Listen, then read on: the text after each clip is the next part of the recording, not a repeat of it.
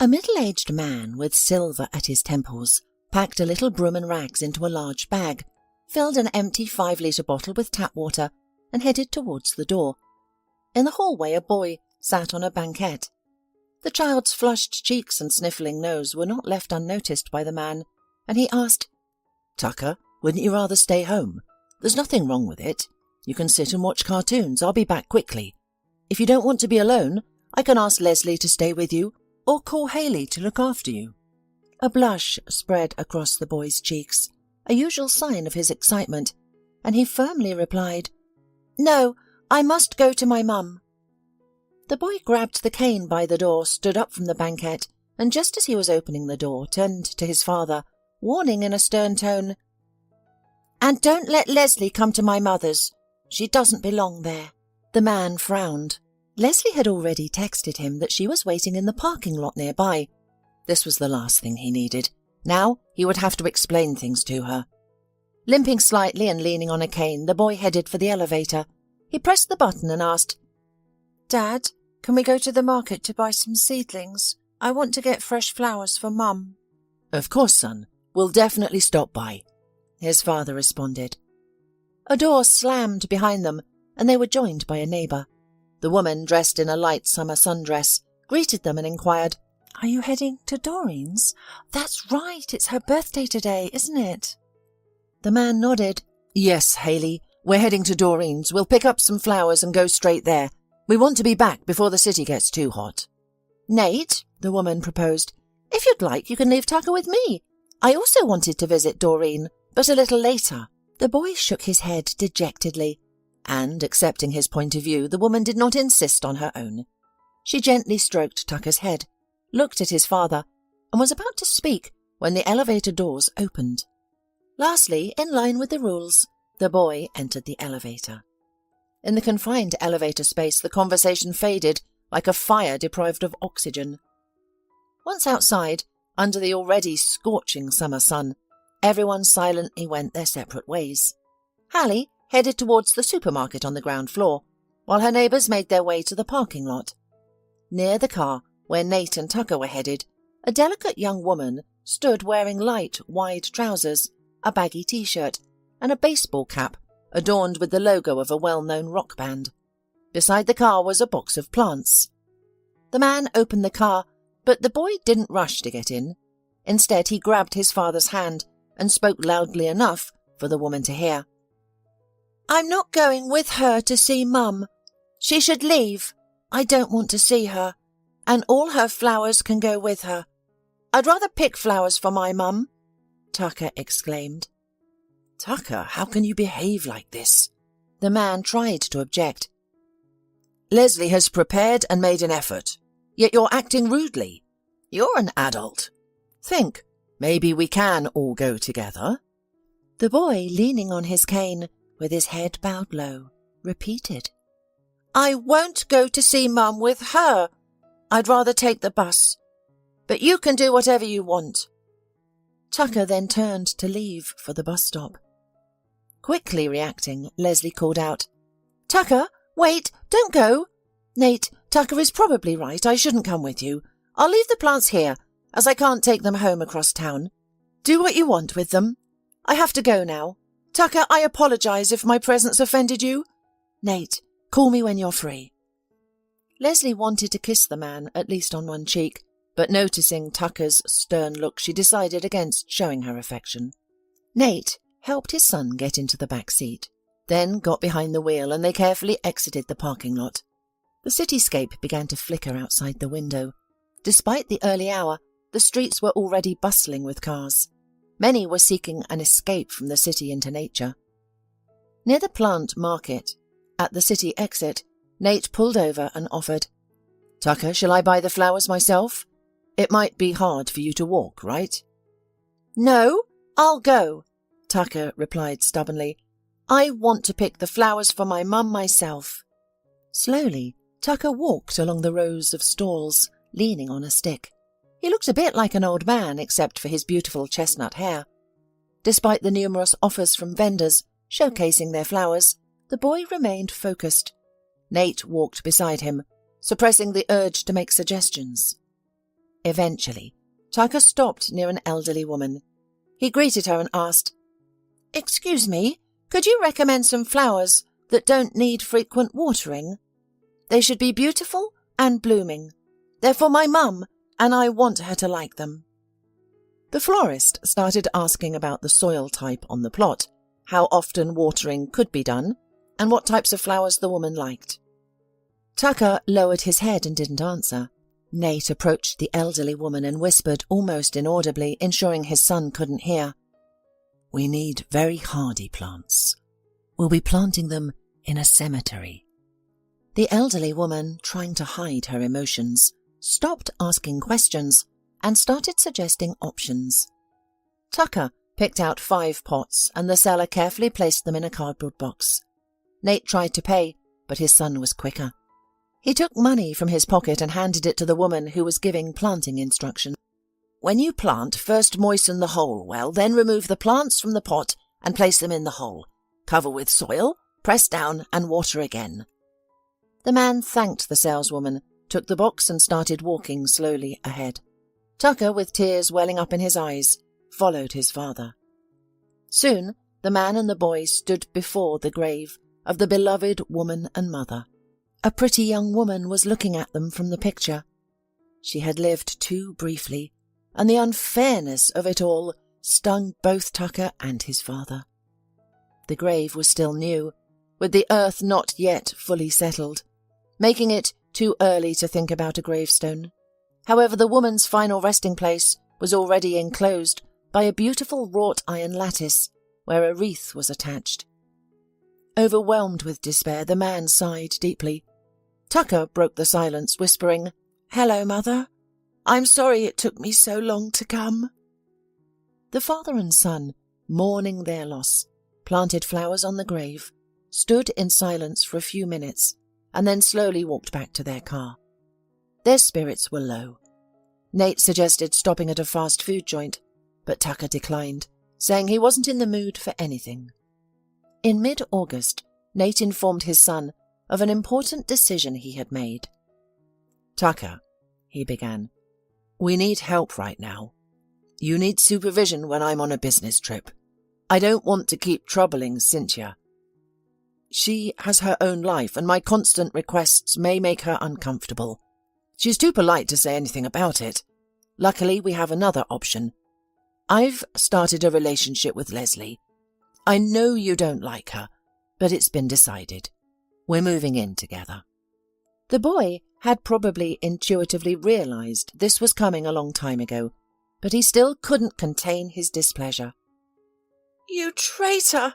he yelled, his cheeks flushed with intense emotion. "You've betrayed Mum. I don't want you to be with that Leslie. She's nasty and disgusting, just like green sticky snot. She's only interested in your apartment and your salary. I bet she'll try to send me to an orphanage." After these words, Tucker, a resilient little fighter who had bravely endured his mother's loss and numerous complicated surgeries, broke down in tears. The thought of being unwanted by his own father was too much for him. He had experienced too many hardships in the past year. Nate was taken aback. His son hadn't cried this loudly, even at his mother's funeral, and he didn't know how to comfort him. He sat down next to Tucker on the sofa, held his sobbing boy tightly, and fought back his own tears. Why was fate so cruel to them? They had a good family life, never argued, and enjoyed their time together. They even planned to get Tucker a dog for his 8th birthday. However, a tragic accident shattered everything. While Nate was away, his wife and son went to a ski base outside the city. His wife, Doreen, sent him beautiful photos to share their joy. But about an hour after receiving the last photo, their happiness was abruptly ended. A stranger called from his wife's number to inform him about a car accident. Only Nate's formidable driving let him carefully park the multi-ton vehicle on the curb without another car accident. The man spent several minutes pounding his hands on the steering wheel because the news he had just received seemed deadly horrible. He half expected to wake up from this nightmare or receive a call from his wife, Doreen, reminding him to drive carefully. But the expected miracle never occurred. Doreen had died, and their son Tucker was severely injured. According to the doctor's cautious predictions, Tucker's recovery would be a lengthy process. On that dreadful December day, once he grasped the reality of the situation, Nate contacted his boss, explained the circumstances, and requested someone to pick up his cargo. He needed to return home as soon as possible to arrange the funeral and provide support for his injured son. Nate's parents had passed away, and Doreen herself had grown up in an orphanage. In those initial hours, their neighbour Haley was the only one available to look after Tucker in the hospital. Upon hearing about Doreen's death from Nate, Haley rushed to the hospital to see the child she had known since he was born.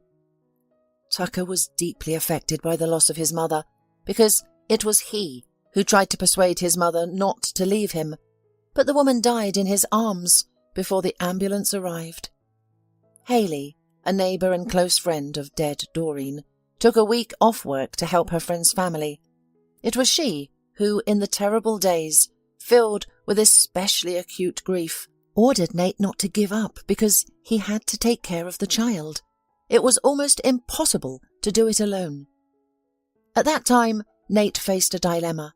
If he continues to go for truck journeys, there will be no one to help Tucker with his rehabilitation, and if he stays with him, there will be no money to live on.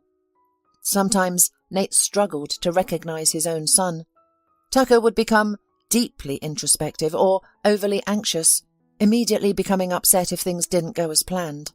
The idea of a new marriage for the widower was suggested by Haley, a neighbour who, one evening, 3 months after the tragedy, brought over some pies. Once she ensured that Tucker was in the other room wearing headphones, she initiated a serious conversation with Nate. "Don't immediately reject what I'm about to say. Just listen and consider my idea. I know you loved Doreen. It's impossible not to. I miss her too. She was my rock through every sorrow and joy, which makes it even harder. Let me be blunt. Doreen wouldn't want you struggling between work and caring for Tucker all by yourself. You can't do it all alone. So, I'll just say it now before I start crying. You should remarry, Nate. At least then you won't worry about your son as much. There will be food in the fridge, and the apartment will be clean." The man was stunned. "Haley, what are you saying? I've just buried my wife. How can I bring another into my house? What will people think? How could I saddle my son with a stepmother? Besides, it would feel like betraying Doreen." Haley stood up, signalling that she wasn't going to argue, and headed for the door. "Think about it, Nate. It could solve many problems. As for what others might say, why should you care?" Nate didn't view himself as naive, and understood that Haley was subtly suggesting herself as a potential partner. However, he saw her as a sister figure due to their years of neighbourliness and her friendship with his wife. She was familiar and comforting. Despite her beauty and good rapport with Tucker, Nate never saw her in a romantic light. He valued her reliability and wisdom, but he correctly interpreted her hint and didn't make any moves. Nevertheless, Nate saw potential in the idea of providing Tucker with a stepmother. He had considered hiring a nanny, but stories of negligent caregivers deterred him. And then he met Leslie, and she, intuitively, seemed the most suitable to him. He first noticed her while picking up a new desk for Tucker. She was working in the warehouse that day, and her attentive and helpful nature left a good impression on him. The young woman only surprised him because she resembled Doreen. It wasn't very obvious, but their types were similar. Doreen's facial features were clear and sharp, albeit slightly more rounded. Leslie, in contrast, had a girlish angularity, but her face was gentle and softened, as if painted with watercolours. Nate thought that if the stepmother reminded Tucker even a little of his mother, it might be easier for him to accept the stranger in their house. With no specific expectations, the man drove up to that very furniture store, and as if by order, she came out of it. As it turned out, Leslie remembered him, and when Nate asked if she would mind talking to him, she agreed. So, at the neighbour's suggestion, Nate began to build a new relationship with Leslie, even if it was not based on overwhelmingly romantic feelings. After they started dating, Tucker became prickly, like a hedgehog. A slight touch would make him curl up into a ball. Conversations with him became impossible. He would look askance and repeat his perspective, sometimes verbatim, sometimes with slight variations. Only 8 months had passed since Doreen's early death, yet Nate was already prepared for a new marriage. He recognized that his longing to remarry was not driven by emotion. Leslie was charming and gentle, and he liked her. However, he saw her less as a beloved wife and more as a responsible caretaker for Tucker and the household. This was admittedly selfish and not entirely fair to Leslie, but Nate tried to dismiss his guilt. After all, Leslie wasn't naive. She knew his situation and that he didn't love her as much as he had loved Doreen. The young woman turned out to be very pleasant in communication, a caring and attentive person. Despite Nate's pragmatic moves, she managed to alleviate the sharp pain he felt from losing his wife. Leslie attempted to bond with Tucker, but he neither dismissed her or responded rudely. He never called her by name, referring to her only as that woman or she. Tucker's contemptuous tone made it clear that he saw her as an enemy. However, the boy had never made such extreme statements until now. Nate suspected, even knew, that someone had influenced Tucker's perception of Leslie as a gold digger who, after marriage, would try to send him to an orphanage. He was certain that most likely Hayley was behind this. She frequently looked after Tucker when Nate was late from work. It seemed she wasn't just caring for Tucker, but also turning him against Leslie. Nate began to persuade his son. "Tucker, you must understand we have no other way out. Long-distance trips are now more profitable than driving around the city. I can't leave you alone. I'm afraid of losing you.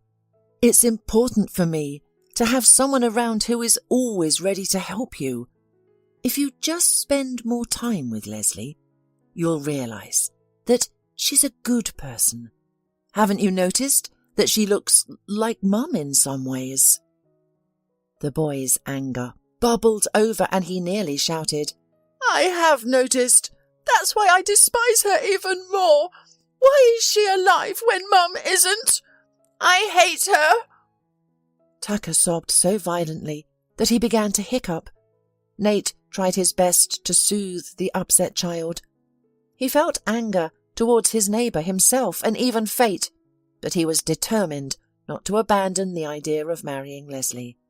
However, not only Tucker, but also Leslie's parents were opposed to this marriage. Understandably, they did not want their daughter to marry a widower raising a troubled child. "Why are you making things so hard for yourself?" the mother tried to appeal to her daughter's sense. "The child has problems and your Nate simply decided to shift them onto you. Mark my words, as soon as his son's health improves, you won't be needed. If you're lucky, it'll happen quickly and you'll still have time to build a life after the divorce. Why do you need a stranger's child? Even if you care for him, you'll still be an outsider, drawing the father's attention, and a wicked stepmother in his eyes. If you decide to have your own child, you'll be seen as a villain. Trust me, instances where children from a first marriage accept their step-parents are rare. And even then, most examples are from movies, where everything works out, but in real life it's usually different." Leslie's father was less articulate, but also objected to his daughter's marriage to Nate. "Even your own child, your own flesh and blood, can surprise you unpleasantly. And with Nate's child, The genetics are unclear. Look around.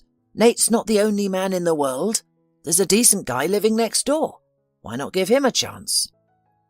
But Leslie was determined.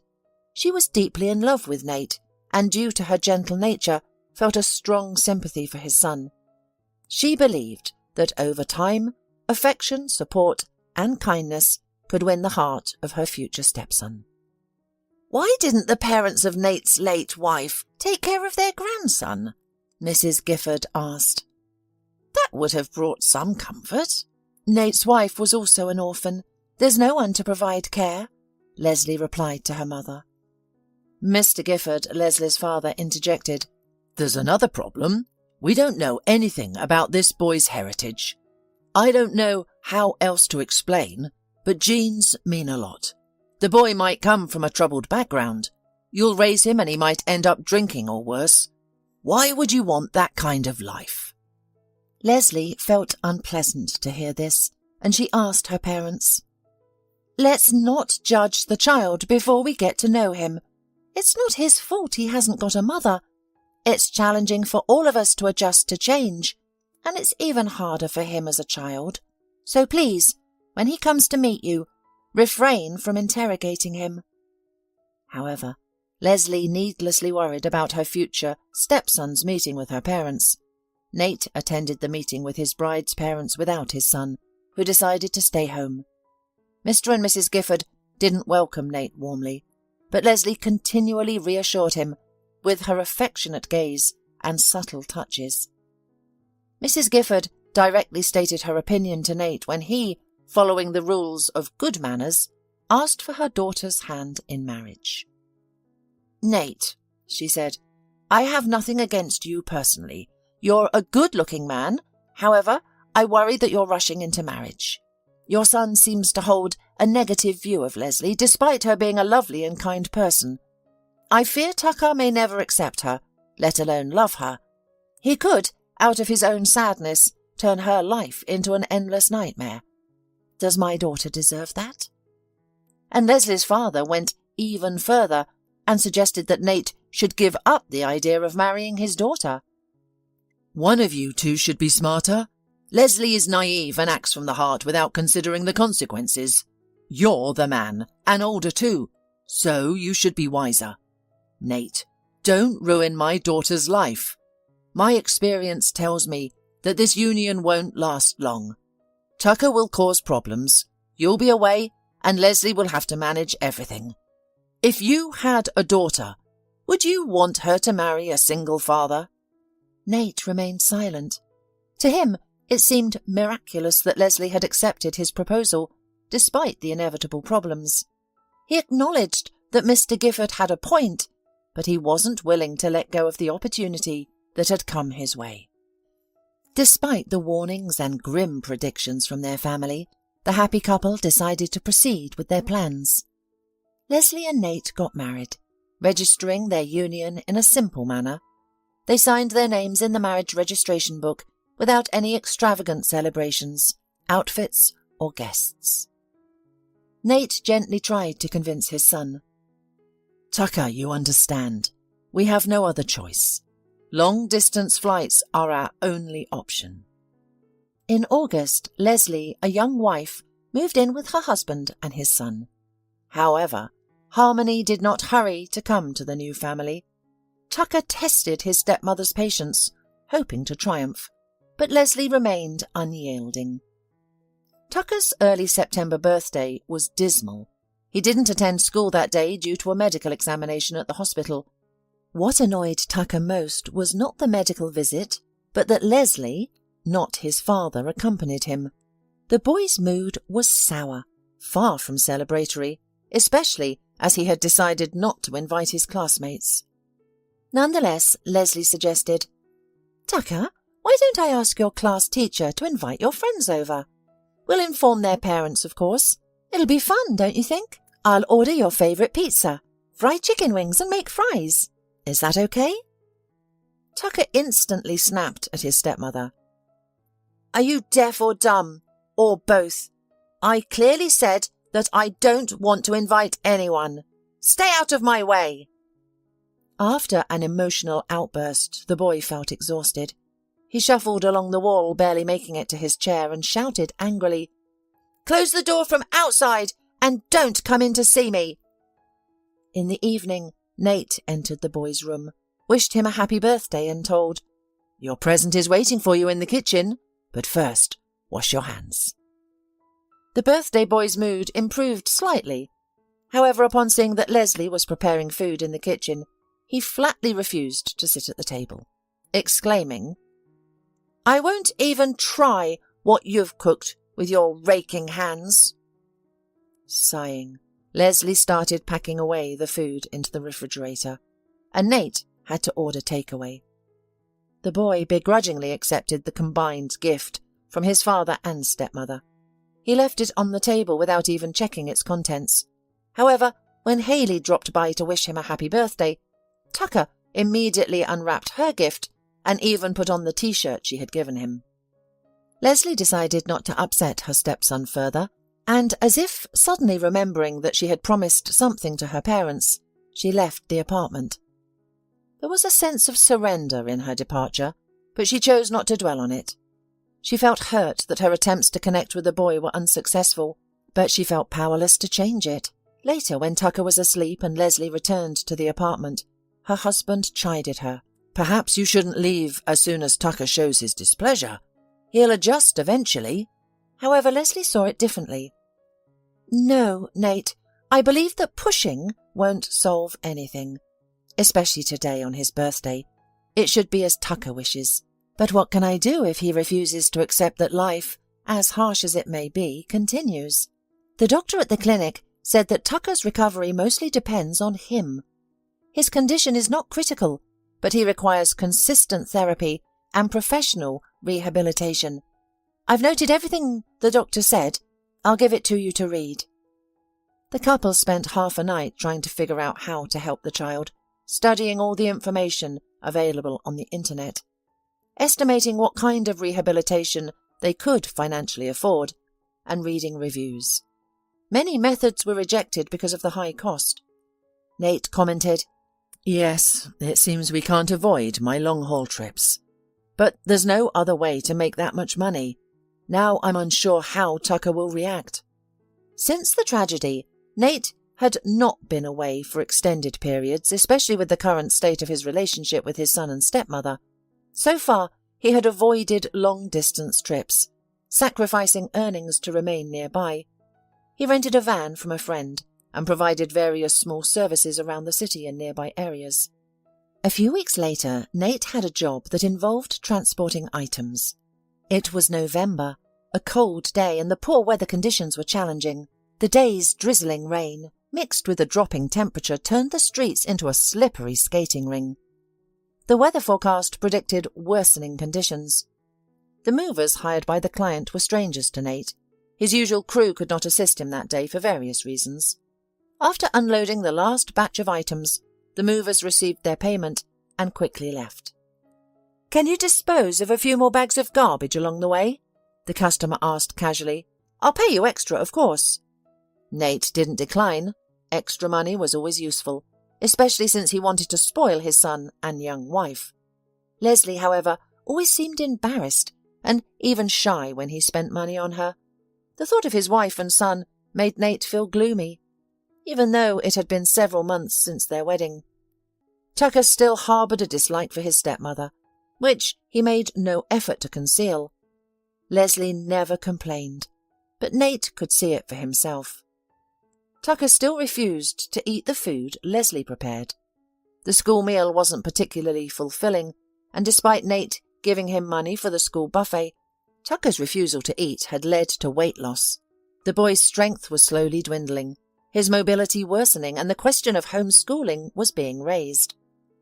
A couple of his classmates supported Tucker, helping him walk to and from school, but due to the icy conditions, each journey was perilous. Nate couldn't bear the thought of his son getting injured. For now, the teacher was understanding and allowed Tucker to stay home during particularly harsh conditions, provided he studied independently and completed all his class and homework assignments. Lost in gloomy thoughts, Nate nearly forgot about the trash bags, but pulled up at the last second. He parked near a large garbage can and threw bags inside.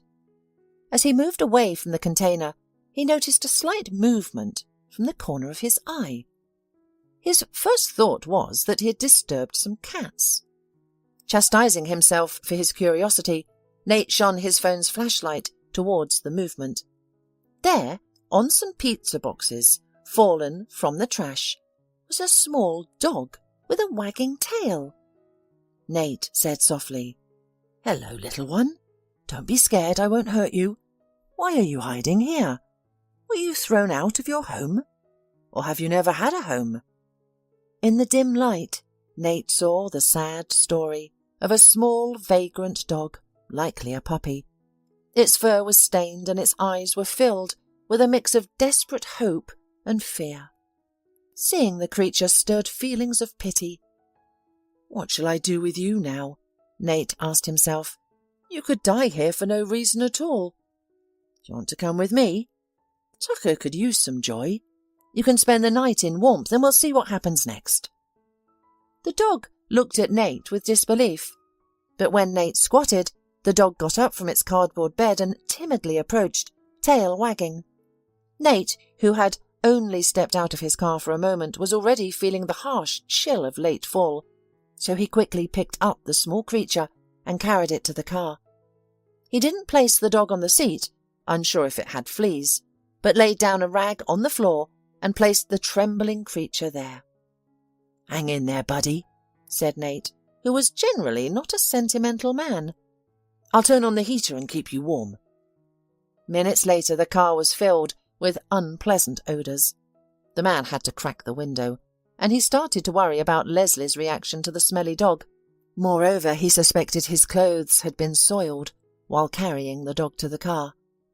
The dog, now warm, behaved calmly and made no attempts to escape. Nate was surprised by how light the dog was, easily carrying it to the apartment. Leslie was shocked when she saw not only her husband in the hallway, but also a dirty dog with thin legs and a long snout. Her words were harsh, but her tone revealed her sympathy and willingness to help the animal. "Nate, where on earth did you find this poor thing? Ooh, it reeks. We need to give him a bath." "It's not he, it's she. I found her near the garbage cans and just had to bring her home." Leslie checked her watch and sighed. "Oh, we don't have any special dog shampoo and it's too late to go to the pet store, but I guess we can use regular shampoo to remove all the dirt."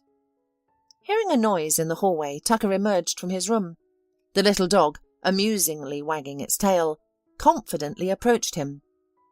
The excitement made the child forget that he had decided not to speak with Leslie, and he suggested, "We should ask Miss Blount from the 6th floor. She has a dog. Maybe she can lend us some shampoo." Leslie, glad that this situation had broken the tension between her and her stepson a bit, quickly went to ask the neighbour. Meanwhile, Tucker found it difficult to crouch, but he was too engrossed with the puppy to care. He continued to pet it, ignoring the unpleasant smell and dirty fur. Nate's eyes watered when his son asked, "May we keep her? I'll take care of her and walk her myself. I'll train her so well that Chili will be the best dog."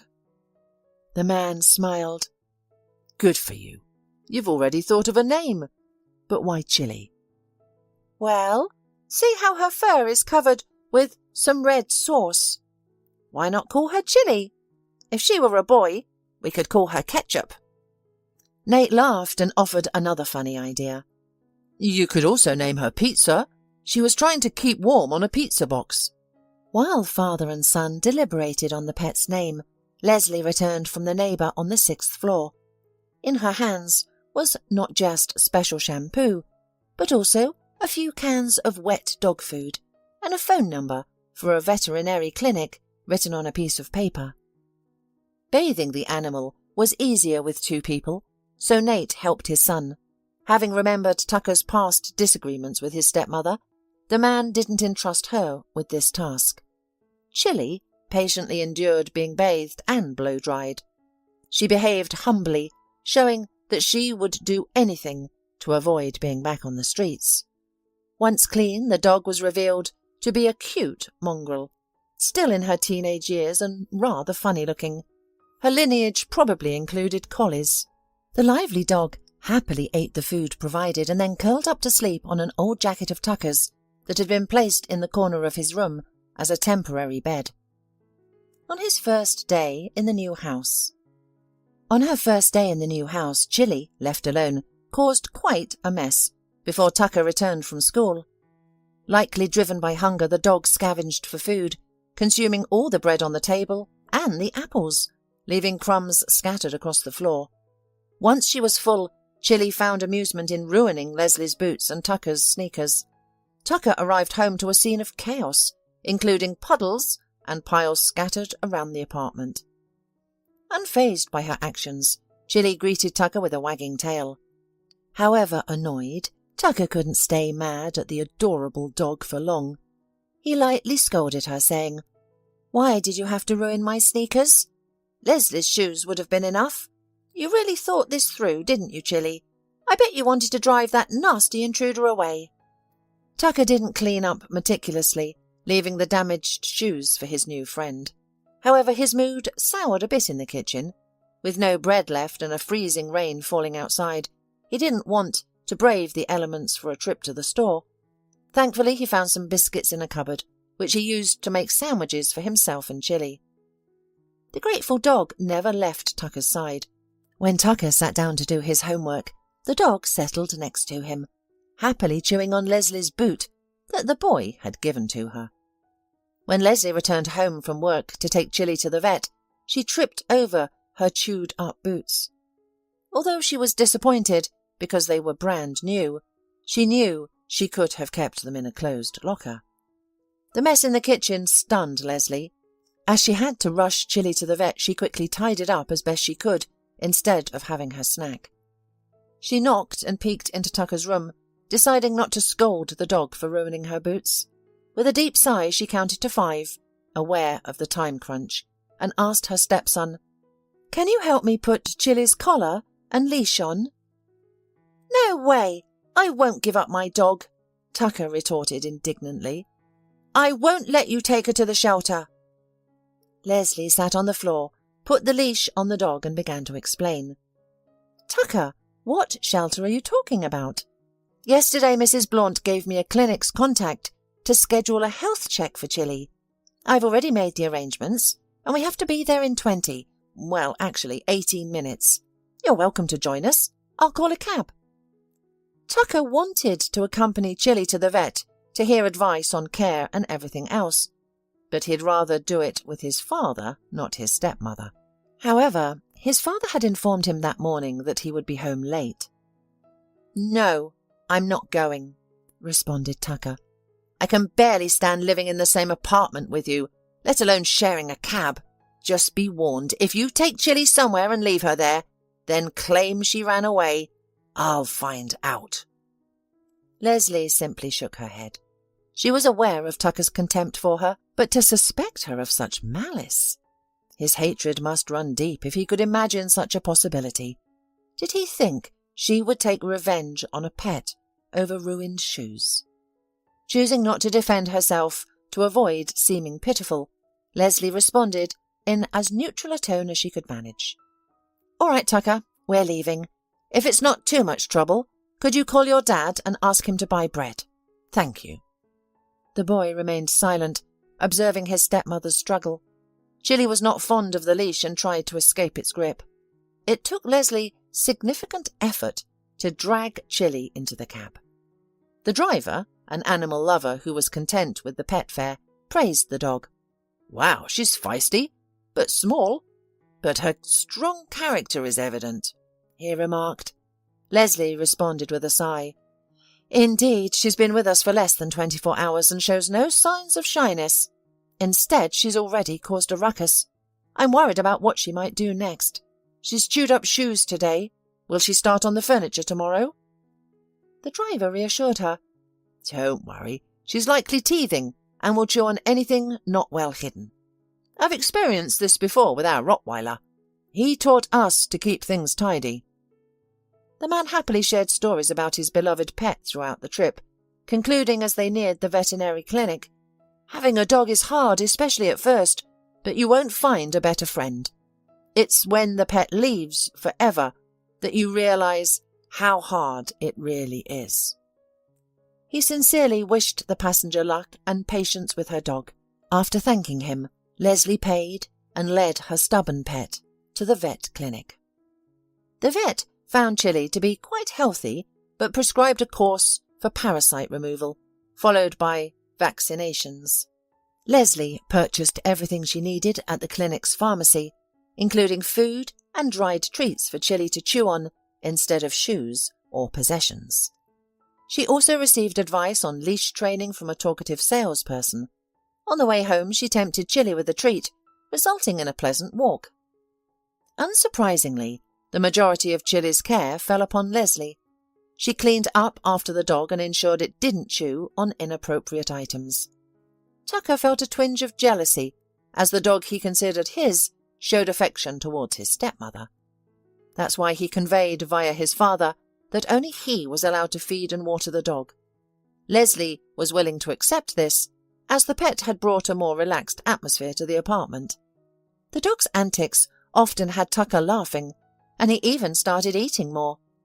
Although his diet mainly consisted of sandwiches and cutlets, both favourites of the dog, his appetite improved, especially since Nate had a firm rule for his son.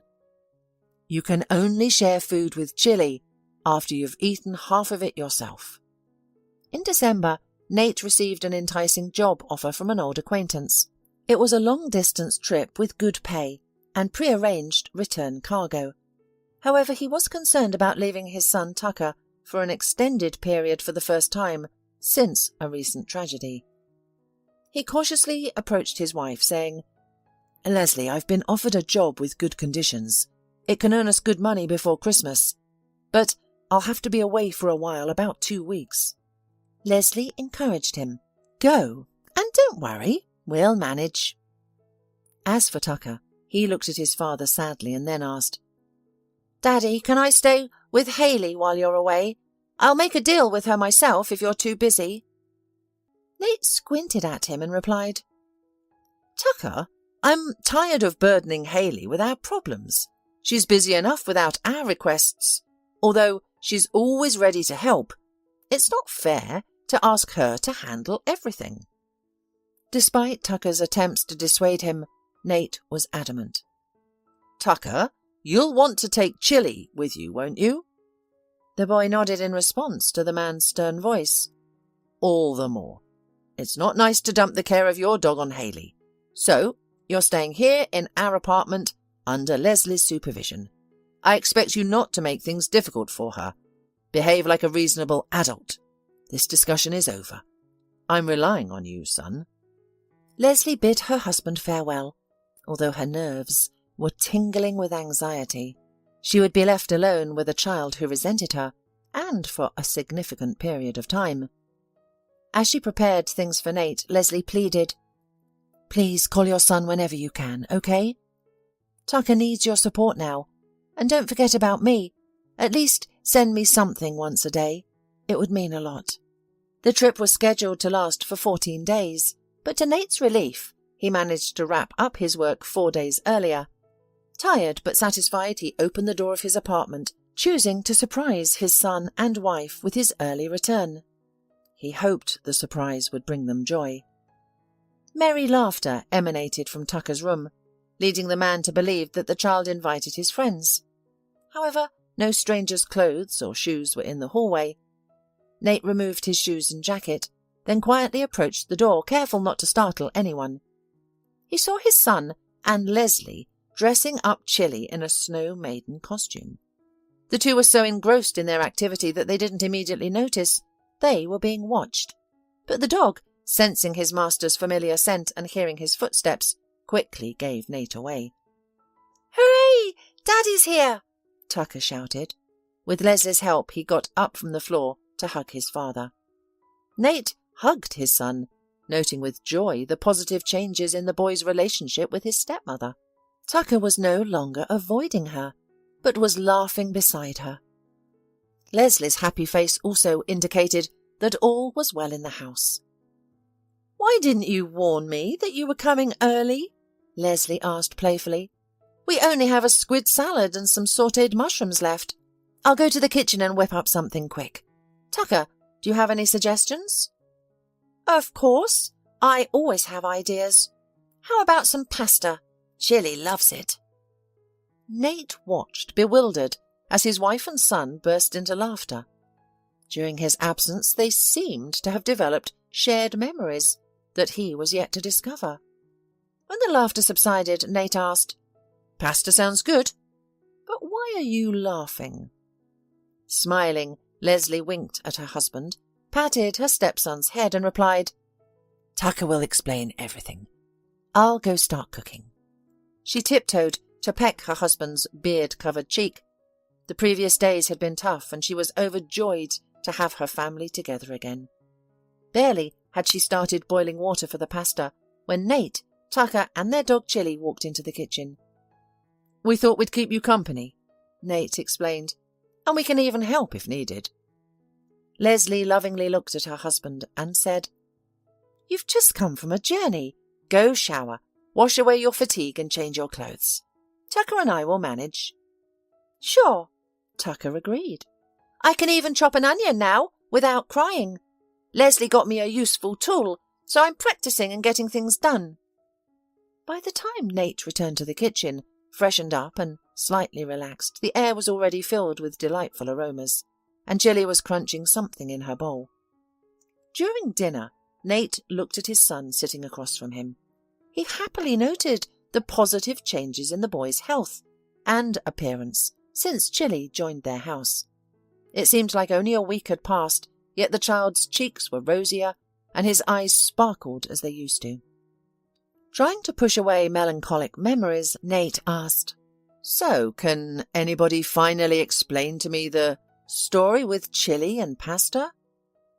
Tucker began to recount with occasional laughter. Leslie left some minced meat to defrost on the table, intending to use it for cutlets and pasta. We put a lid on the plate and went to physical therapy. Upon returning, we found out that Chili had eaten a whole kilogram of the minced meat. The woman explained, I wasn't upset about the wasted meat or the disrupted plans. I was worried that Chili, having eaten so much cold, greasy raw meat, would fall ill. Thankfully, I hadn't added any onions or spices to it before freezing. The dog looked at us with such innocent eyes and grunted quietly.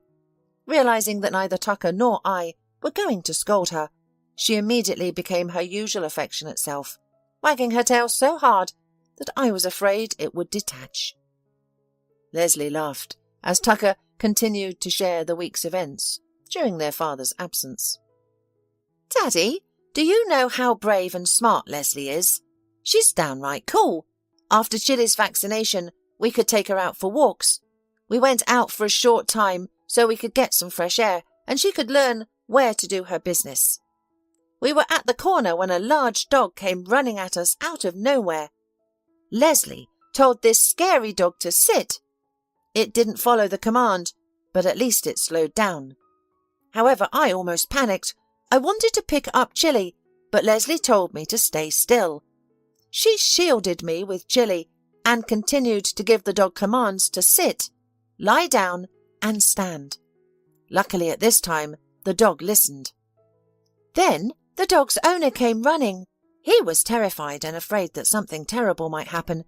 He explained that he was walking the dog for his sick brother. The leash's cabin air broke, and he even showed it to me. He admitted he was confused and didn't know what to shout except stop. He apologized for the incident. Leslie didn't make a scene, and she even praised him because the dog responded to her commands.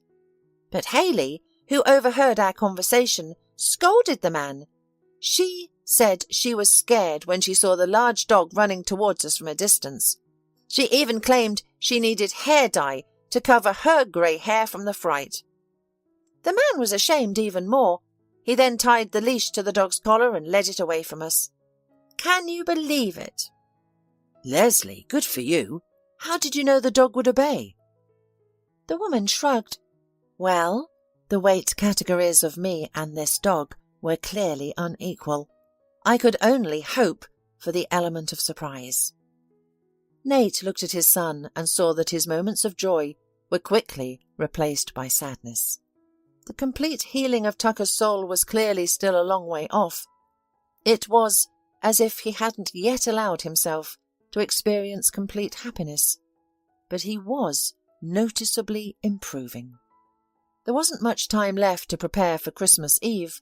Nate promised to refrain from long-distance trips for a while, to share in the responsibility with his son and wife. The festive mood was somewhat dampened by the memory that just a year ago Doreen was with them. But Nate tried to shake off the melancholy. They didn't go all out with their apartment decorations. Tucker asked his father to forego a Christmas tree this year, and Nate understood that the reason wasn't just about their mischievous dog. Buying the Christmas tree had been made into a real tradition by Doreen. They used to leisurely stroll around the nearby Christmas tree bazaars, selecting the most beautiful trees. Then they usually went to a cafe or pizzeria, eat, laugh, discuss their favourite trees, and only then would they go to pick up their chosen tree. Without Doreen, this process just wouldn't be the same. Tucker, upon seeing all the trees for sale, was nearly moved to tears, reminded of his mother. Nate and Leslie did their best to comfort him. A cheerful dog played a significant role in this challenging task. Without any words, the dog empathized with and encouraged the boy. It became a cherished evening tradition for Nate, Tucker and Leslie to take joint walks with Chili. One day, a man with the large dog on a leash approached them and Tucker exclaimed, "Oh, Daddy, look! It's the same dog that Leslie had stopped. It doesn't seem scary at all now. He's quite cute, like a bear cub, and I even want to pet him." Nate cautioned his son, "Tucker, I hope you remember that you should not touch unfamiliar dogs without asking permission from their owners." The boy nodded and a stranger came forward saying, "Excuse me, my brother told me about an incident involving my dog, Tyler. Apparently he knocked over a woman. We're here to apologize." Tyler must have been confused. His best friend in our old town was a dog that looked exactly like yours, so he got excited. "I'm sorry, it was inconsiderate. Tyler is usually well behaved, but he must have been so bored he ran away." Tucker proposed to the man, "Maybe he could be friends with our dog Chili.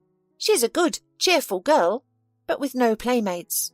We also have a Bologna living on the 6th floor, but she has a difficult character. She likes to walk alone." The man responded warmly, "We can try it if your parents agree." Nate held his breath, expecting his son to clarify with indignation that Leslie wasn't his parent. However, the boy was busy watching the large dog interact with his little Chili. The dogs cautiously sniffed each other, then started playing in the fresh snow. Meanwhile, Haley was making her way home from the bus stop. As she neared her neighbours and the stranger, she cheerfully greeted them. "Good evening, everyone. What a lovely dog you have. It doesn't bother our Chili. I was terrified last time." The man apologised again, which Haley dismissed with a wave. "No worries. All's well that ends well. I must leave now. I need to pick up a dress for a client and rush to her for a fitting. Luckily, she doesn't live far and I can walk there." The dog's owner offered, "We can accompany you if you like. Tyler needs a good walk, and his new friend seems a bit chilly." Haley shrugged. "I can manage on my own. It's not really appropriate to walk with strangers in the evening." The man introduced himself. "Paul Garcia, at your service." After introductions and an exchange of phone numbers between Nate and Paul for future dog walks, everyone went their separate ways. Leslie was observing all of them from her window. As an empathetic woman, she understood that Haley had developed strong feelings for Nate. His marriage to another woman must have been a blow to Haley's ego. Despite this, Haley had the strength not to seek revenge for her unrequited affection. She treated both Nate and his new wife civilly, avoiding causing any trouble or scandals. Of course, Leslie knew that the neighbour was a friend of Nate's first wife and did not want to become friends with her. There was no hostility between them. However, their forced interaction had even sparked a degree of mutual respect. Leslie would have been genuinely happy for her neighbour if Haley found her own happiness, whether with Tyler's owner or someone else. Soon, Paul started to make regular appearances in their yard. Leslie suspected that he was visiting for more than just chili. He often joined Hayley on their walks and would accompany her when she had to go somewhere urgently. One day, when Leslie was home alone, there was a knock at the door. An excited Hayley stood at the doorstep. "Just imagine. Paul asked me in detail about Tucker a week ago. I told him everything I could. It's silly to keep a boy's tragedy secret, isn't it? I thought Paul was merely curious, but today he called me. He asked about Tucker's treatment. Paul has a professor who's willing to look at Tucker's medical records. Ideally, they could be scanned and emailed, but it would be better to see Tucker in person. This can only happen after the holidays when the doctor returns from a business trip abroad. If there's a chance, we should take it, right?" Leslie seemed a bit surprised and replied, "Sorry, Hayley, I'm confused about something. Paul has Nate's phone number. They call each other about walks. Why doesn't Paul directly ask my husband?" Hayley effortlessly answered the question. Paul was afraid of causing Nate any negative emotions. He didn't want to give false reassurances in case his friend refused to see Tucker. He worried about how he would appear then, like a typical braggart. "Well, I need to get to work. Paul left this email address on a piece of paper. He suggested sending the documents and description of Tucker's treatment as soon as possible. The professor might be able to provide some preliminary recommendations." "Thank you, Hayley. Please thank Paul for me. I'll call Nate immediately and ask for his permission. If he agrees, I'll send all the necessary scans right away." Nate, desperate for any glimmer of hope, readily agreed to a remote consultation with the professor for the time being. Meanwhile, a week before the holiday, Nate had a serious conversation with his son. "Tucker, I want to discuss something with you. I thought about inviting Leslie's parents to the feast. It seems only right, since they are her family. We should establish some communication with them. Would you be okay with that?" The boy pondered briefly and then replied, "Yes, we should invite them. I would be glad, as some of my classmates have 3 grandparents, and I don't seem to have any." Nate was pleased his son agreed. To not upset the boy's serene mood, he subtly changed the subject, asking, "What do you mean by 3 grandparents?" "Well, Megan Hopkins has a mum, a dad, and a stepdad. That's how she has so many grandparents," the boy explained. When Nate told Leslie about inviting her parents, she seemed slightly taken aback. She asked, "Is Tucker sure about this? I wouldn't want to upset him. After all, this will be his first Christmas without his mother." Nate reassured her. "Don't worry, he suggested it himself, saying he wanted more relatives. I didn't realize how much he missed his grandparents." "Then great. I'll call and invite them right away," Leslie responded immediately. Nate hesitated, suggesting, "Perhaps it would be better if I called. I need to establish relationships with them as well." Leslie agreed, considering that Nate was the head of their family and the owner of the apartment where the celebration would be held. It made sense that he should extend the invitation. The call from their son-in-law stirred mixed feelings in Leslie's parents. On one hand, they were not entirely pleased with their daughter's marriage. It wasn't the kind of happiness they envisioned for Leslie. On the other hand, whenever she called, her voice was cheerful, and she seemed quite happy. Perhaps they had misjudged Nate and his son. If Nate was making an effort to bridge the gap between them, Mr. and Mrs. Gifford were willing to forego a quiet evening at home for a celebration at their daughter's new home for the sake of her happiness. By noon of the Christmas day, their anticipation had peaked, and even though they were invited for 4 o'clock in the afternoon, they decided it wouldn't be inappropriate to arrive early and help set the table. After ensuring that all the presents were packed in their bags and the baked turkey was wrapped safely, Mr. Gifford and Mrs. Gifford set off to visit their daughter and her family. The initial awkwardness of their early arrival was dispelled by Chili, a dog recently trained to fetch slippers. Delighted to show off her new skill, Chili entertained the guests and broke the ice between people. Leslie's parents were the first to give Tucker his gift, a large construction set, and a traditional bag of sweets. He thanked them politely. Next, Leslie and Nate received a shared present. When Mr. Gifford noticed Chili without a gift, he guiltily gestured and said to his wife, "We forgot about the dog. Should we give her a larger piece of the turkey?" Mrs. Gifford offered to assist her daughter in the kitchen, but Leslie declined. "Mum, everything is nearly ready. Just a few final touches, and setting the treats and drinks on the table. Rest and relax, don't worry. I'll manage." Tucker proposed to the guests. "Would you like me to show you my badge collection?"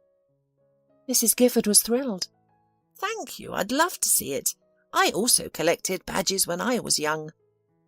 Mr. Gifford also decided to join his wife and his stepson. Leaning on his trusty cane, the boy, accompanied by Chili, led the guests to his room.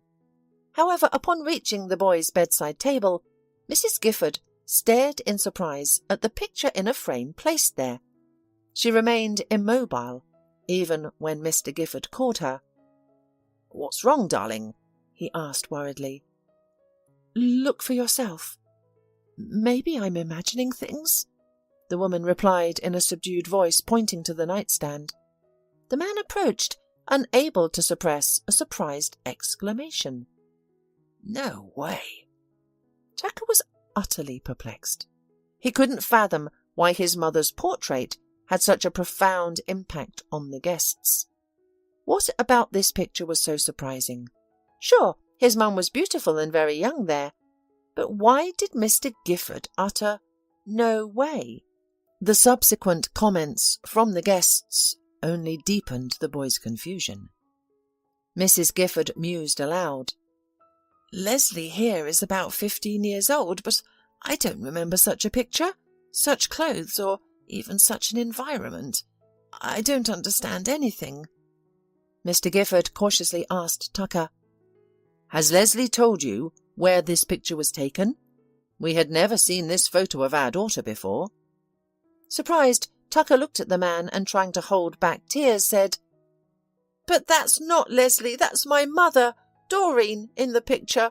It was taken in the orphanage." Mr. Gifford squeezed his wife's hand as she was about to say something, interrupting her.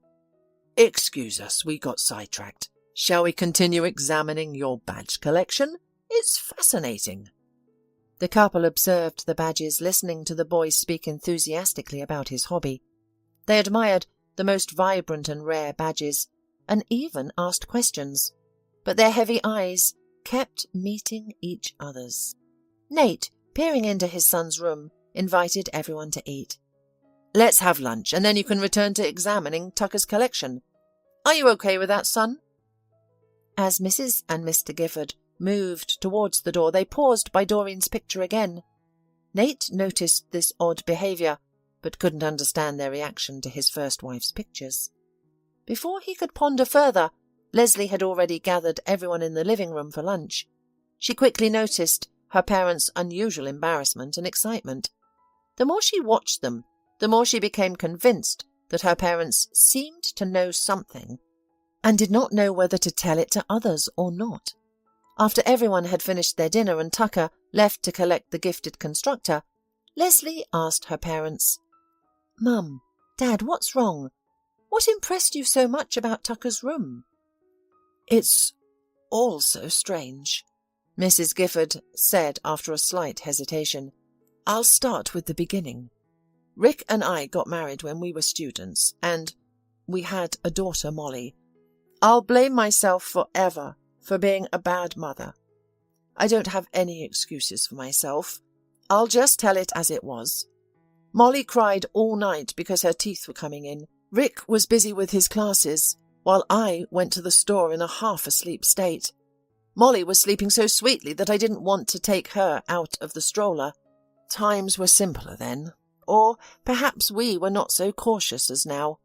Regardless, the main reason I left the stroller with Molly at the store was due to my carelessness. Back then, almost all mums did the same. When I returned 5 minutes later with milk and a loaf of bread, Molly was no longer in the stroller. I was filled with terror. She couldn't have just left on her own. Searching the stroller meticulously, I hoped to find a clue that would answer the most horrifying question of my life. I was hoping to find something that would lead me back to my daughter. But there was nothing. No note, no sign. In those days, we didn't have the convenience of cell phones. I couldn't even call Rick to ask if he had taken the child without my knowledge. We involved law enforcement and volunteers, but all our efforts were fruitless. For many long years, we searched for our missing daughter, refusing to leave our temporary housing, hoping that Molly's kidnapper would eventually reveal themselves. Then you, Leslie, were born, and we continued searching for our missing daughter, but unsuccessfully. We knew the rumours about the lost elder sister would impact you as you grew up. That was the sole reason we relocated. I had almost resigned myself to never knowing what happened to our little girl. But the picture on the nightstand in Tucker's room has left me almost certain that our lost Molly is Doreen. It seems she lived right near us, and we may have even crossed paths unknowingly. It's heartbreaking that due to someone's cruel intent, Molly ended up in an orphanage. As Nate and Leslie attentively listened, they found it difficult to believe the startling news that the evening had brought them. It was indeed challenging to process such information. Leslie was the first to regain her composure. "I can't believe that Tucker's mother is my sister. What a peculiar twist of fate. I am Tucker's maternal aunt. Wow!" Nate now understood why he had noticed a resemblance between Leslie and Doreen. After all, they most likely were relatives. Although Leslie was much younger, certain shared features had hinted at their family connection. Tucker, seeking his father's help with a construction set, unintentionally heard about his relationship with Leslie. Surprised, he asked, "So, Mr. and Mrs. Gifford are my real grandparents?" Mrs. Gifford, tearful, rushed to embrace her only grandson. Moments later, Mr. Gifford joined them. The scene was incredibly touching, and Leslie began to wipe away her own tears. She had feared that she would always be a stranger to her stepson, and now, it turns out, he was very likely her nephew. All evening, Nate and Tucker were fondly remembering what a wonderful wife and mother Doreen had been. When, the next day, Haley arrived to wish them all Merry Christmas, she seemed to be shocked upon hearing the full story from Leslie. "Initially, I thought you were a swindler," she said. "I even warned Nate and Tucker to be wary of you. But over time, my opinion of you significantly improved. I sometimes felt guilty for betraying Doreen's memory in this way, but I couldn't help it." Leslie embraced Haley and said, "Thank you for everything you did, for my sister and her son." From that day, Leslie's parents began visiting her family more frequently. Nate, initially wary of them, became more comfortable. He went to work with peace of mind, knowing everything would be okay at home. The professor, where Leslie took Tucker for a checkup, examined the boy and scheduled additional tests. He reassured Leslie, saying, "I can't make any guarantees, but the human capacity for recovery can be astounding. Let's hope the treatment helps." Both Mr. and Mrs. Gifford treated Tucker with great care. Unnoticed by others, Tucker began to call them grandfather and grandmother. They took turns with Leslie in taking the child to medical centres, cultural sites and amusement parks. Tucker was overjoyed to have such wonderful grandparents and proudly introduced them to his friends. On the anniversary of Tucker's mother's death, they all visited the cemetery together. Leslie, spending some time at the grave, expressed her gratitude and sought forgiveness. "Thank you, sister. Tucker is a wonderful child whom I love dearly. I love Nate too. I feel ashamed to be so happy. I regret not knowing you sooner, but I promise I'll do everything possible to make your men happy." Family get-togethers became a mandatory tradition that alternated weekends at Leslie's parents' house or Nate's apartment. During a summer family picnic organised by Nate, Tucker unveiled the results of his treatment. He carefully leaned his cane onto the table and took a few tentative steps, followed by more. The adults rushed to embrace him, showering him with words and kisses. Chili watched the joyful scene, realizing that something wonderful was happening, perhaps even better than a bowl of special canned dog food. The man who saved her from certain death, the kind woman who often took her for walks, and her best friend, the wonderful boy who could now walk without a stick, all deserved her joy. Then Tucker and Chili ran across the field, as if playing catch-up, and the adults watched them, marvelling at the incredible intertwining of their fates. When Haley and Paul, with formidable-looking but good-natured Tyler, joined the happy family, they invited everyone to their wedding. And then Haley gave Chili a toy, saying, "If it wasn't for you, I probably never would have found my happiness." Hola, suscríbete a Historias Vitales para no perderte nuevas historias. Mi esposa había estado trabajando en su proyecto especial durante 4 meses ahora. No era su proyecto personal, pero ella era la persona principal y responsable de su éxito. El proyecto estaba diseñado para salvar a su empresa, Bixler Enterprises. Los últimos 4 meses habían sido difíciles porque se vio obligada a trabajar duro. Era importante tanto para ella como para la empresa. Había una buena posibilidad de que Bixler Enterprises quebrara si el proyecto no se completaba. Sara tenía una licenciatura de Albrecht y un MBA de Wharton. Era la más inteligente de la familia. Yo empecé a trabajar como mecánico de autos justo después de la secundaria y después de 21 años seguía siendo mecánico de autos. No me importaba porque me gustaba el trabajo y pagaba bien. Era suficiente para pagar la universidad de Sara y criar a 2 hijos. No vivíamos lujosamente, pero estábamos bien. Los niños ya se habían mudado, y las cosas iban bastante bien con nuestros ingresos. Sara quedó embarazada 3 meses después de casarnos a la edad de 18 años. Durante los primeros años de nuestro matrimonio, vivimos con mis padres. Ellos tenían una gran casa vacía ya que 4 de mis hermanos se habían mudado. Eso significaba que teníamos una niñera mientras Sara completaba sus primeros años de universidad. Debido a 2 embarazos, la carrera de 4 años le llevó 6 años completarla. Fue difícil, pero lo logró. Siempre tuve trabajo y nunca me faltó trabajo extra si lo necesitaba. Después de que Sara se graduó de Wharton, alquilamos nuestro propio lugar. Tuvo ofertas de trabajo de varias empresas grandes, pero todas requerían que nos mudáramos. A mí no me importaba, pero Sara quería quedarse cerca de casa. Por eso decidió trabajar en Bixler Enterprises. Pagaba bien, pero lo más importante, le daba responsabilidad y la oportunidad de avanzar. Sara era una empleada trabajadora y dedicada. La presentación es el jueves en el Hotel Thyssen en Filadelfia.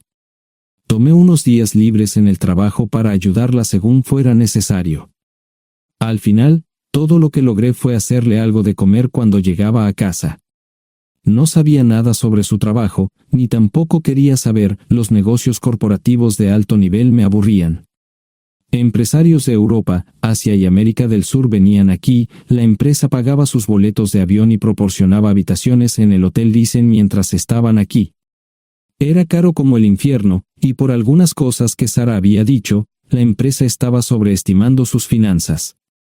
Su presentación era importante para ella, para la empresa y para más de 200 empleados. Hasta el martes por la noche, todo iba bien. Sara llegó a casa con un traje nuevo, un traje gris con una blusa blanca. Desplegó todo lo que necesitaba en la cama de la habitación de invitados. Cuando se trataba de la limpieza de la casa, ella era normal, pero cuando se trataba del trabajo, era meticulosa. No entendía por qué necesitaba sacar su ropa interior de lujo, pero no dije nada. Además de su traje para la presentación, tenía varios vestidos de cóctel lindos para eventos sociales antes y después del evento. Siempre había evitado tales eventos, pero me sentía obligado a ir con ella si ella quería que lo hiciera. Me agradeció la oferta, pero dijo que no era necesario. Todos los materiales y equipos que necesitaba estaban guardados ordenadamente en el maletero de su Volvo. Antes de salir del trabajo, ella misma conducía el coche para asegurarse de que todo estuviera en perfectas condiciones. Tenía todo el día miércoles para prepararse y toda la noche del miércoles para socializar con sus invitados. Sara era tan buena en lo que hacía que sentía que habría sido mejor si simplemente me hubiera mantenido alejado de ella.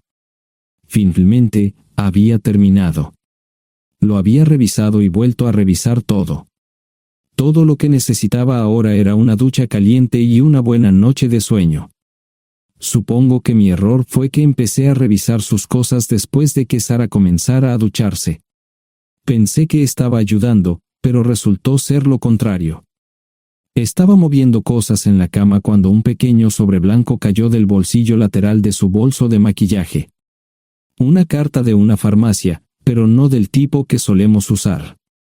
Dentro había 10 pastillas. No tenía idea de qué era, Pren, y las instrucciones eran confusas. Si es necesario, tomar una pastilla y luego una segunda pastilla 12 horas después. Pensé que podría ser algo que ella había conseguido para la ansiedad o los nervios, pero las instrucciones no tenían sentido. La receta estaba escrita a su nombre el lunes. Volví a poner el sobre en su lugar mientras ella terminaba de ducharse. Decidí que quería saber más sobre Pren antes de contarle sobre ello. Por supuesto, si lo mencionaba, significaría que estaba revisando sus cosas. Odio los dilemas. Mientras Sara se preparaba para dormir, fui a nuestro ordenador doméstico y busqué. 10 minutos después, me uní a mi esposa bajo las sábanas. Pasé toda la noche despierto, preguntándome por qué mi esposa había recogido una receta para la píldora del día después, especialmente después de que me hicieran una vasectomía hace 10 años. A la mañana siguiente, me levanté temprano, pero no estaba descansado. Di un largo paseo, esperando que despejara mi mente. Me dirigí hacia casa con reticencia, temiendo lo que podría hacer o decir cuando llegara allí. Mi hijo Joe se unió a la Marina después de la escuela secundaria y estaba en su primer año en San Diego. Nuestra hija Gloria se casó con su amor de la infancia el año pasado y acababa de mudarse a Dallas. Eso dejaba solo a Sara y a mí. Echaba de menos a los niños, pero esperaba envejecer con mi esposa. Ella era la única mujer que me había interesado, y ahora todo estaba. Si Sara estaba teniendo una aventura, lo ocultaba bien. Por supuesto, nunca la vigilé. Nunca miré sus correos electrónicos o llamadas telefónicas. No tenía razones para hacerlo. No tenía forma de saber qué estaba haciendo en el trabajo o después del trabajo. Confiaba en ella completamente. Ion, ¿dónde demonios has estado? ¿Quieres huevos o algo? No, solo café. No me sentía con muchas ganas de hablar. ¿Qué pasa, cariño? Solo son 3 días. Puedes venir si quieres, pero te aburrirás como una ostra. No, realmente no quiero ir, pero odio dejarte sola. Me preocupo cuando no estás aquí. Es muy dulce, querido, pero estará bien. No voy a salir del hotel en todo este tiempo. Pasaré la mayor parte del día asegurándome de que la sala de conferencias esté lista, y esta noche tendré una agradable charla con nuestros posibles clientes. Mañana, probablemente ni siquiera tendré la oportunidad de ir al baño. Llegaré a casa lo más temprano posible el viernes. Te prometo un gran fin de semana si sabes a lo que me refiero. Todo eso suena bien, pero no puedes culparme por preocuparme. Soy un mecánico de autos, y tengo una esposa hermosa y exitosa. A veces tengo la sensación de que estás menos interesada en mejorar nuestra situación familiar que en avanzar en tu carrera. Detente, maldita sea, Ion. Siempre he respetado lo que haces para ganarte la vida y nunca he insinuado lo contrario. Criaste a 2 grandes niños y me pusiste a través de la universidad. Eres un gran esposo, un gran padre y un buen proveedor, y nunca olvides eso. Terminé mi café mientras ella recogía la mesa. ¿Quieres que te llame? No, no es una buena idea. Tendré el móvil apagado, y voy a apagar el teléfono de la habitación por la noche para poder dormir. Te llamaré siempre que pueda. La ayudé a cargar el coche, era tan meticulosa con eso como con todo lo demás. Trabajando, le llevaría 3 horas llegar al Hotel Thyssen. Me quedé en el porche y la vi marcharse. No me molesté en preguntarle por las pastillas. Pasé el resto de la mañana en el porche. No recuerdo haberme preocupado tanto como ahora. Me sentía pequeño e insignificante. Me sentía fuera de mi liga. Era un tipo de pueblo con un trabajo mediocre y una esposa exitosa. Era una combinación equivocada. Debería haberlo notado antes. Me sentía estúpido. El mejor traje que tenía era una chaqueta azul y un par de pantalones. Al menos tenía algunas corbatas, aunque tenían 10 años de antigüedad. Acababa de terminar de vestirme cuando sonó el teléfono fijo. Oye, cariño, solo quería avisarte de que llegué bien. ¿Tuviste un buen viaje? Supongo que el tráfico no estaba demasiado denso. Estuvo bien. Te llamaré esta noche. Ahora tengo que irme. Estoy en la habitación 714, Sara. Puedo estar en casa de mis padres o en la de mis hermanos esta noche si quieres llamarme a mi móvil. De acuerdo. Suena el teléfono móvil. Te quiero, tengo que irme. Me tomé mi tiempo para llegar a Filadelfia. No fui directo al Thyssen, primero me detuve y compré un filete con queso. Prometí hacer una larga noche. No estaba seguro de qué iba a hacer. Estacioné en el garaje del hotel y simplemente esperé. Tarde o temprano, tenía que entrar en el hotel. Simplemente no podía decidir cuándo hacerlo. El sonido de mi teléfono celular me ayudó a tomar mi decisión. Ion, solo quería avisarte de que todo se ha arreglado. Ahora voy a bajar para encontrarme con algunas personas y cenar. No olvidaste nada, ¿verdad? No, todo está bien. Tengo todo en mi habitación para mañana. ¿Necesitas algo? No, Ion, relájate. Voy a apagar mi teléfono. Te llamaré mañana por la mañana. ¿De acuerdo? Ríe, diviértete. No es divertido, Ion, es trabajo. No parecía estar demasiado fuera de lugar. El vestíbulo, el restaurante y las salas de conferencias estaban llenos de gente, así que pude pasar desapercibido. Había un folleto pequeño y bonito que mostraba el diseño de todas las habitaciones del hotel. Me paseé por las diferentes habitaciones y me detuve en las paredes, mirando alrededor entre la multitud. No tenía ni idea de qué haría si Sara me veía. Lo averiguaría si y cuando eso sucediera. Encontré un tablero de eventos que enumeraba todas las habitaciones que estaban siendo utilizadas por los diversos grupos. Bixler Enterprises no tenía habitaciones disponibles para el miércoles por la noche. Esto me pareció interesante. Sara había dicho que no iba a salir del hotel, pero ahora no estaba tan seguro de eso. Había 3 comedores, familiar, informal y de alta cocina. A Sara no le gustaba mucho cenar con niños, así que fui primero al comedor informal. Solo me llevó 5 minutos asegurarme de que no estaba allí. Tuve mejor suerte en el salón gourmet, era una acogedora mesita encajada en la esquina, el tipo de mesa que la gente reserva para tener un encuentro privado. Sara llevaba un vestido de cóctel negro con un escote pronunciado y perlas, se veía elegante y su acompañante parecía apreciarlo. Conocía a algunas personas con las que trabajaba Sara, y él no era una de ellas. Me resultaba familiar, pero no había forma de que pudiera recordarlo. Había muchas sillas libres, así que no tuve problemas para cruzar la sala. Había velas y pequeños candelabros de cristal en las mesas. Apagué la mía y le dije al camarero que me molestaba por el glaucoma. Pedí el plato de pollo de siempre y me acomodé. El camarero me sirvió el café por tercera vez. Disculpe, el tipo en la mesa de enfrente me parece muy familiar. ¿Sabes quién es? Sí, ese es Malcolm Eugene Foote. Es miembro del Consejo Municipal, se espera que se postule para el Congreso en los próximos años. ¿Es esa su esposa con él? Es muy bonita. No, esta es la primera vez que la veo. Siempre usa esa mesa para señoras especiales, si me entiende. Simplemente le sonreí y pedí la cuenta.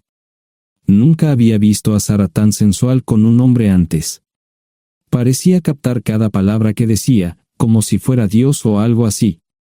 No estaban haciendo nada inapropiado, pero tampoco era platónico ni profesional. Cuando me fui, estaban terminando su segunda botella de vino. Ahora entendía por qué se había llevado su lencería elegante. Me acomodé en una esquina del vestíbulo para que no me vieran. 10 minutos después, salieron del restaurante. Ella le tomaba la mano mientras caminaban por el vestíbulo hacia el ascensor.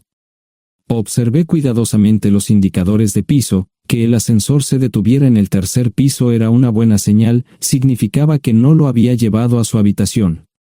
Era una mala señal cuando el ascensor no llegaba al séptimo piso, significaba que ella fue a su habitación. Por si acaso me equivocaba en algo, me senté en el vestíbulo y observé el ascensor durante 1 hora. La gente entraba y salía, pero Sara no estaba entre ellos. Saqué mi maleta vacía del coche y me dirigí al mostrador de recepción. Aunque podía demostrar que era su esposo, me costó trabajo conseguir una tarjeta llave. Se dieron después de llamar a la habitación, pero nadie respondió. Finalmente, estaba en camino a la habitación 714 con la tarjeta llave. Ni siquiera encendí las luces al principio, simplemente me senté en la oscuridad de la habitación durante más de 1 hora. No fue difícil asegurarme de que no regresara a la habitación. Primero, empacé todas sus ropas y pertenencias personales. No dejé nada atrás. Revisé el paquete de Preven, todavía quedaban 10 pastillas en el tocador.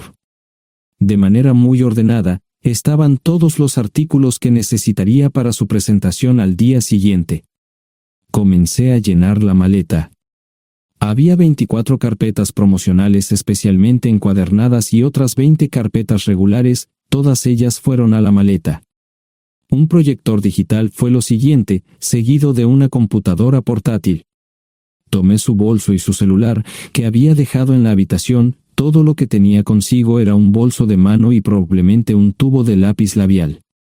Di una vuelta por la habitación tan cuidadosamente como lo hizo ella para asegurarme de no perder nada. Una vez satisfecho, dejé las llaves del coche y mi anillo de bodas en el tocador. Aparte de esos 2 objetos, la habitación estaba completamente vacía. El ascensor se dirigió directamente al estacionamiento, no tuve problemas para llevar 2 maletas, y 20 minutos después, estaba en la autopista rumbo al norte.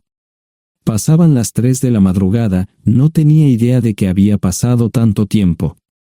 1 hora o 2 después, sonó mi teléfono celular, la identificación de llamadas mostraba el número del Listen. ¿Ion? Sí, ¿dónde estás? Estaré en casa pronto. Eso fue todo lo que dije. Hubo silencio en el otro extremo de la línea. Los vendedores tienen un viejo dicho, el primero que habla pierde. Pareció una eternidad antes de que ella hablara. Ion, lo siento. No preguntó nada y simplemente colgó. Apagué mi teléfono, era obvio que había regresado a su habitación. Más tarde ese día, tenía que dar una presentación que salvaría a su empresa y le daría un ascenso. Metí las maletas en el desván del garaje. Sara nunca iba allí y nunca pensó en buscar algo allí. Por supuesto, en este punto, estoy bastante seguro de que no importaba. Primero, recogí todas mis ropas y pertenencias personales. La mayoría de los hombres tienen sus propias herramientas, generalmente es un requisito para el trabajo. Pasé por la tienda, cargué las mías en el Subaru y recogí mi último cheque de pago. Para entonces, los bancos ya estaban abiertos, no tuve que hacer ninguna manipulación financiera complicada. Simplemente retiré todo el dinero de mis cuentas. Almorcé en Hagerstown, Maryland. Tenía suficiente dinero para vivir durante unos años, pero sabía que estaría buscando trabajo muy pronto. Sarah y yo éramos parecidos en eso de que a ambos nos encantaba trabajar. La voy a extrañar. Pasé un par de horas en las cuevas del Luray y alquilé una habitación cerca de Whitewell. No tenía idea de qué iba a hacer.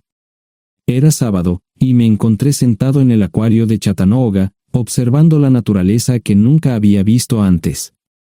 Pasé unas horas simplemente relajándome y decidí que era un buen lugar para estar.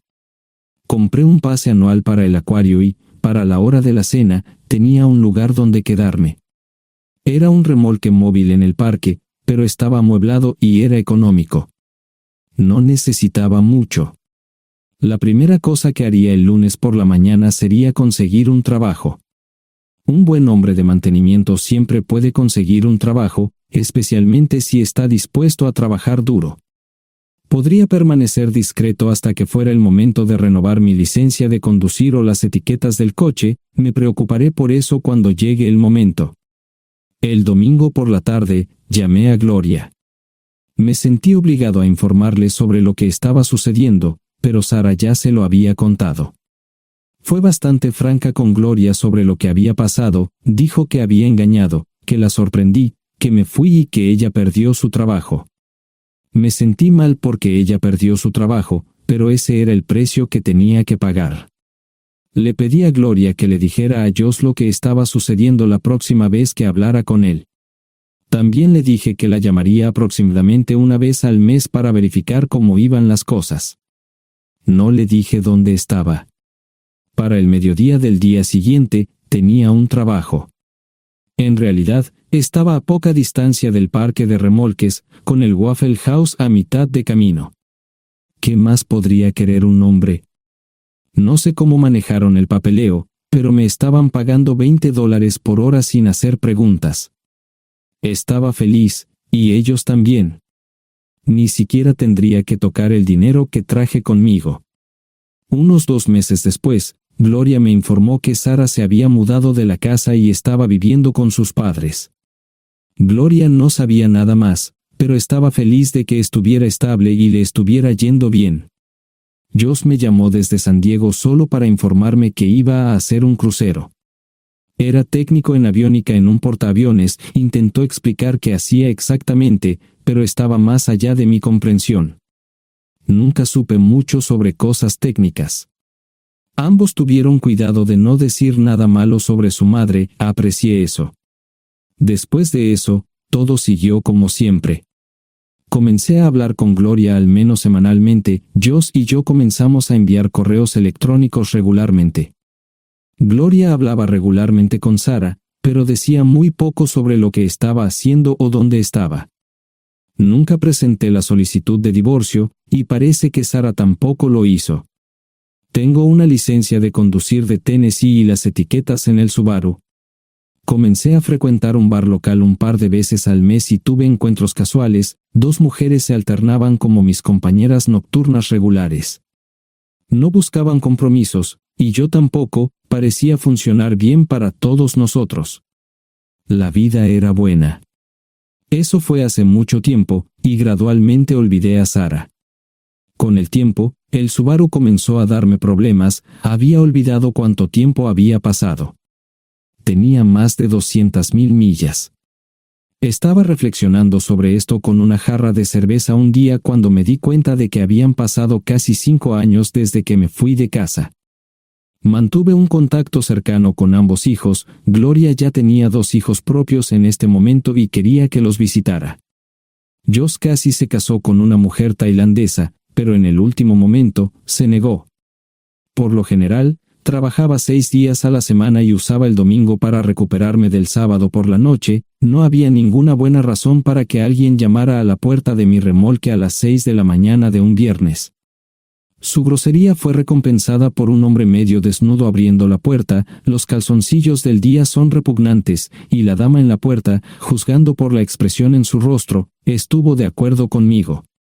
Ella apartó la mirada, pero su compañero no parecía impresionado. Norm habría usado pantalones, pero en un momento como este, los invitados me molestaron. Estamos buscando a John Terrell. No los conozco. Me llamo David Simmons, y esta es mi esposa Mara. Tenemos un problema y esperamos que nos puedas ayudar. Lo siento mucho, no trabajo a altas horas de la noche. Si necesitan algo relacionado con su auto, tendrán que ir a la tienda. Esto provocó varias miradas en blanco y finalmente una respuesta. No tiene nada que ver con tu trabajo, es más un problema personal. ¿Podemos entrar? El interior del remolque lucía desordenado, rara vez tenía invitados, así que rara vez lo limpiaba. Incluso mis novias insistían en que fuéramos a su lugar. Hagan como en su casa, déjenme ponerme los pantalones enseguida. Al entrar en el dormitorio, dejé la puerta abierta solo para mostrarles lo hospitalario que soy. También me puse una camisa. ¿Les gustaría tomar café? Solo tomará unos 10 minutos. Aparté algunas cosas del sofá para que pudieran sentarse, no hubo respuesta a la pregunta del café. Tenemos una hija adoptiva de 4 años y otra de 2 que necesita un trasplante de médula ósea, y esperamos que nos puedas ayudar. Estamos dispuestos a pagarte si es necesario. ¿Con mi médula ósea? No, queremos usarla y estamos dispuestos a compensarte por cualquier inconveniente. Creo que quieren comprarla. Estaba actuando como un listillo, y de repente me di cuenta de ello. Estas personas eran serias, tenían un problema real y estaban buscando ayuda. Lo siento mucho, no quise interrumpir. Por favor, continúen. Nuestra mejor oportunidad de encontrar un donante es un familiar cercano. Eres nuestra mejor esperanza. Mira esto. No quiero ser un grosero, pero creo que se equivocaron de persona. ¿Cuándo nació su hija? Cumplirá 5 años en julio. Marche Simmons habló por primera vez, y sonó sincera. Odio ser el portador de malas noticias, pero me hice una vasectomía hace 15 años. No hay forma de que pueda ser su padre. ¿Por qué tu nombre estaba en el certificado de nacimiento? No puedo responder eso, tal vez deberían preguntarle a su madre. Esa afirmación fue recibida con silencio. Sentí pena por estas personas, pero no sabía cómo ayudarles. ¿Cuál es el nombre de la madre? Sarah Lise Terrell. No encontraba las palabras. Tal vez no debería haber tomado esas malditas pastillas de ella, por supuesto, entonces esas personas no tendrían una hija en absoluto. Todo lo que pensaba que había superado el dolor, y aquí está de nuevo, viejos recuerdos de mi esposa teniendo relaciones sexuales con ese maldito político de Filadelfia.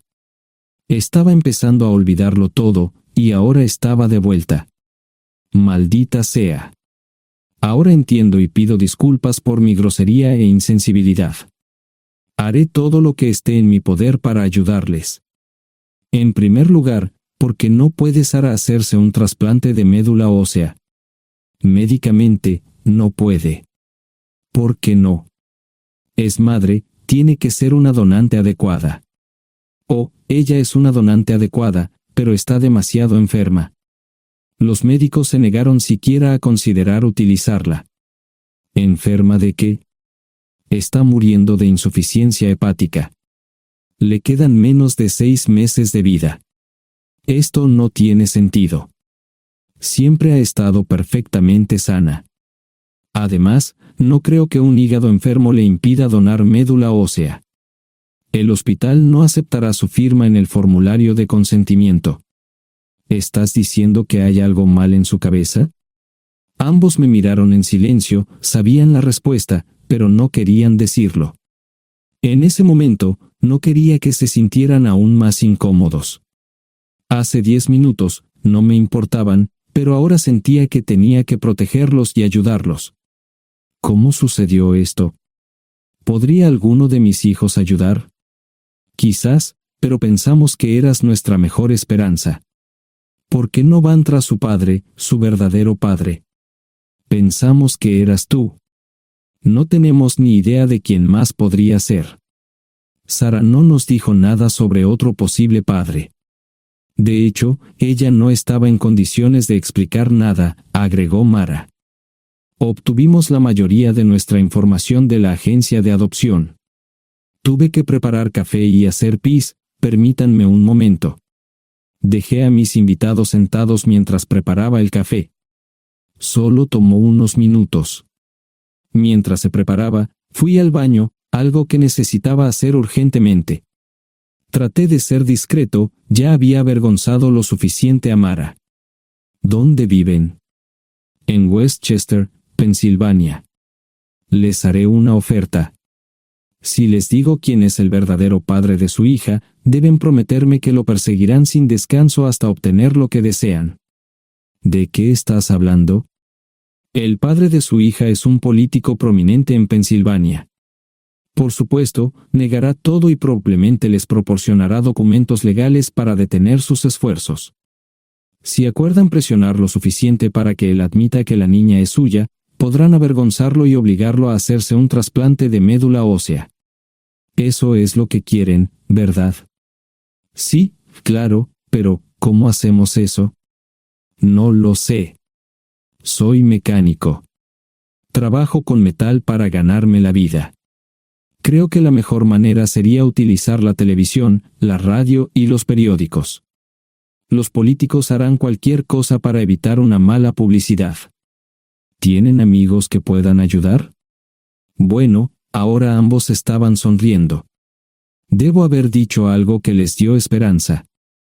Creo que podemos hacer esto. ¿Quién demonios es él? Malcolm Eugene Foote. Se postula para el Senado de los Estados Unidos. Apuesto a que hará cualquier cosa para evitar una mala publicidad.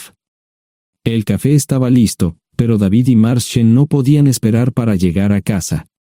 Antes de irse, les dije cómo ponerse en contacto con Gloria y Josh en caso de que los necesitaran. Estaba seguro de que ayudarían. También les pedí que me dijeran dónde estaba Sara.